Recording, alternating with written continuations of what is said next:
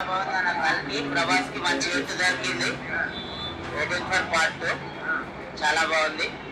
అమితాబ్ బచ్చన్ గారి స్టోరీ చాలా బాగా నచ్చింది. ఇంకా కంటిన్యూ ఉంది. ఏదైతే చెడు జరిగితే దాని మీద మంచి చేయడానికి దేవుడు తప్పక వస్తాడు.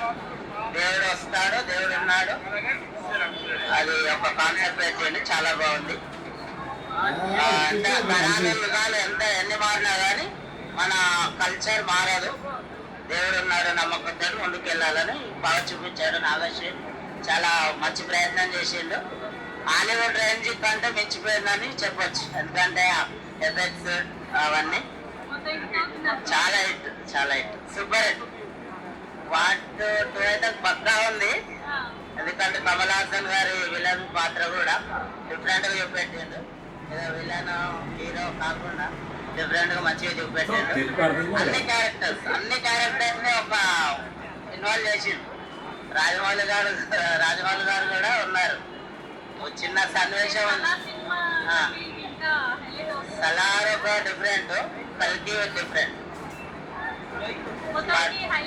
చాలా హైలైట్. అది సినిమా స్టోరీ చెప్పడానికి ఉండదు. ప్రేక్షకుడు వచ్చి చూస్తేనే వాళ్ళకి క్లియర్ గా అర్థమైపోతుంది. కల్కి సూపర్ హిట్.